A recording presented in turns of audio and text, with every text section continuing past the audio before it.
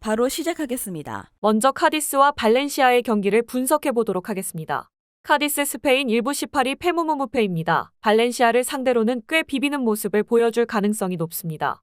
특히 우측면에서 내주는 슈팅을 잘 줄이는 편인데 발렌시아의 주요 공략 루트가 왼쪽이라는 점을 생각하면 카디스가 발렌시아를 잘 상대하는 이유가 이해가 될 정도입니다. 물론 4-4-2로 철저하게 지키기에만 집중하는 성향이 짙어서 승리를 기대하기에는 리그 최악의 전진성과 득점력을 생각해야 할 것으로 보입니다. 발렌시아 스페인 1부 8위 패무승승승입니다. 발렌시아가 부진한 이유는 일단 원정에서의 기복이 상당히 심하다는 것입니다. 물론 실점률이 나빠지는 것은 카디스의 득점력을 생각하면 큰 리스크는 아닐 것입니다. 결국 카디스를 상대로 득점을 보장할 수 있는 상황이 아니라는 것이 상당히 큽니다. 실제로 카디스를 상대로 홈에서 승리를 챙긴 팀은 레알 마드리드와 지로나인데 이 둘은 리그에서 모두 1, 2위를 차지하는 팀들입니다. 물론 떨어지는 득점력으로 인해서 승리를 기대하기는 어렵지만 적어도 레알과 지로나에게만 패배를 내주었던 수비력은 꽤 높은 평가를 해줄 수 있을 것입니다. 발렌시아가 상당히 원정에서는 기복이 심하고 특히 주요 루트인 왼측면 공략은 카디스가 생각보다 잘 막아내는 면모가 있었습니다. 카디스의 승리를 예상합니다. 다음은 르아브르와 리옹의 경기를 분석해 보도록 하겠습니다. 르아브르 프랑스 1부 11위 패패승패승입니다. 라인을 내리고 버티는 상황에서는 제법 니스나 PSG 같은 강호들에게도 실점을 최소화하는 능력이 뛰어남을 보여준 모습입니다. 다만 바요가 네이션스컵으로 팀을 잠시 떠난 상황인데 대체자로 나서야 할 알라위가 9월 이후로는 득점이 없는 상태입니다. 니스를 상대로 철퇴로 3골을 넣고 승리를 따낸 이변이 일어나기에는 어렵다고 보는 것이 옳을 듯한 상황입니다. 리옹 프랑스 1부 15위 패승승승승입니다. 3백을 가동한 이후로는 버티는 힘이 생기면서 나름의 순항을 하고 있는 모습입니다. 다만 올 시즌에는 여전히 미드필더들이 지공에서의 영향력을 잘 보여주지 못하고 있는 것도 사실입니다.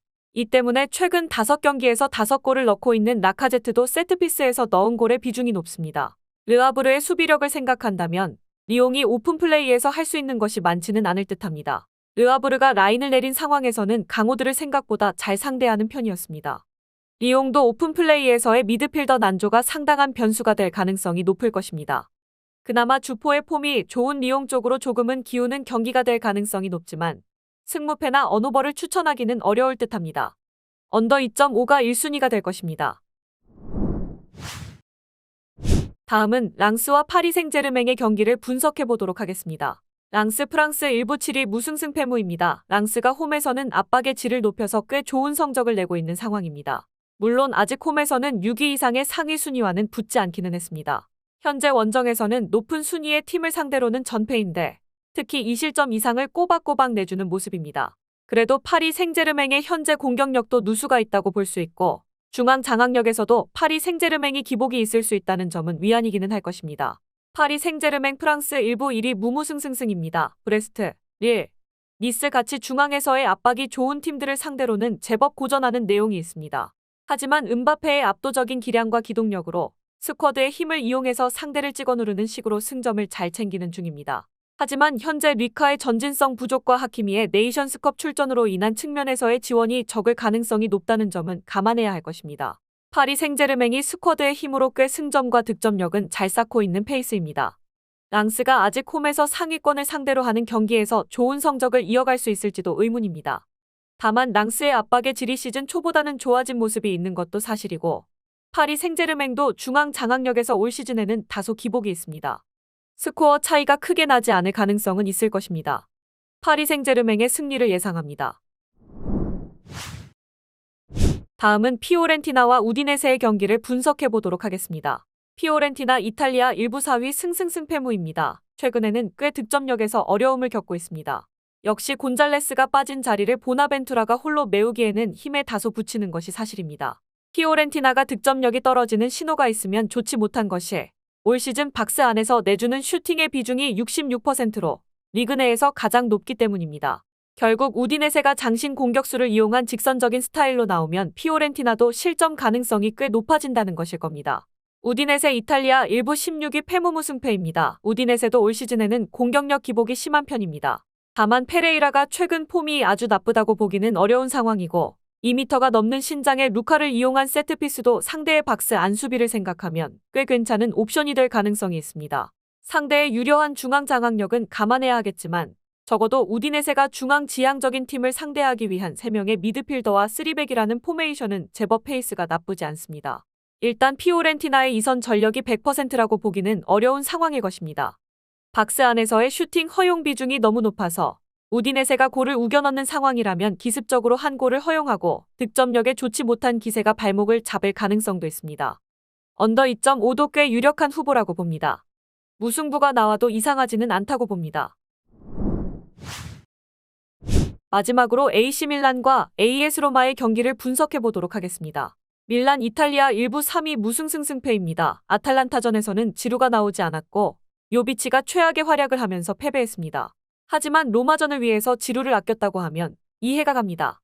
로마의 전방 압박을 분쇄하는데 매냥의 롱킥은 꽤 높은 기여도를 보이는데 이를 받아줄 타겟 역할을 하기에는 지루만한 선수가 없는 것도 사실일 것입니다. 이 플레이와 중앙에서의 유려함으로 로마를 상대로 1차전 원정에서 2대1로 이기는 등 밀란이 최근 로마를 상대로는 꽤 좋은 전적인 3승 2무를 기록하고 있습니다. 로마 이탈리아 1부 8위 승패 승무패입니다. 강력한 피지컬을 바탕으로 상대를 압박하는 플레이를 즐기는 편입니다. 하지만 전방 압박을 풀어갈 수 있는 옵션이 다양한 상위권 팀을 상대로는 플랜이 애매해지는 경우가 잦은 것이 흠일 것입니다. 올 시즌 6위 이상의 팀들을 상대로는 승리가 하나도 없는 상태입니다. 물론 밀란도 압박을 세게 걸기 위해서 스스로 라인 간격을 포기하는 경우가 있고 로마가 이를 이용해서 골을 우겨넣는 모습을 선보일 수는 있겠습니다. 로마의 플랜이 중하위권을 상대로는 제법 먹히는 편인데 유려함으로 풀어갈 수 있는 상위권 팀을 상대로는 버거운 경우가 많은 것이 사실입니다. 물론 밀란도 압박의 리스크는 수비에서 보이고 있고 로마의 박스 안존재감은 만만치 않을 것입니다. 오버 2.5 양상을 생각해 볼 수 있는 경기입니다. 영상에서 알려드리는 내용들은 모두 1차 분석 내용들이며 2차 분석과 최종 조합픽은 영상 하단 고정 댓글 링크로 문의 주시면 안내 도와드리도록 하겠습니다. 시청해주셔서 감사합니다.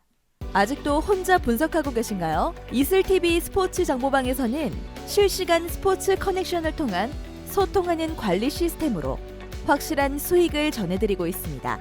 정보방 입장 조건은 없으며 일반인들은 쉽게 접할 수 없는 배당 흐름 분석, 모든 경기 라인업과 결장자, 마지막으로 분석 모델링을 통한 최종 조합픽까지 무료로 제공해드리고 있습니다. 물론 마음에 안 들면 둘러보시고 나가셔도 됩니다. 혼자 하면 단기간으로 수익을 볼 수도 있겠지만 함께 하면 장기간으로 꾸준한 수익이 가능합니다. 정보방 무료 참여하시고 꾸준한 수익을 원하시는 분들은 영상 고정 댓글 링크로 문의 주시면 안내 도와드리겠습니다. 늦지 않았습니다. 함께 합시다.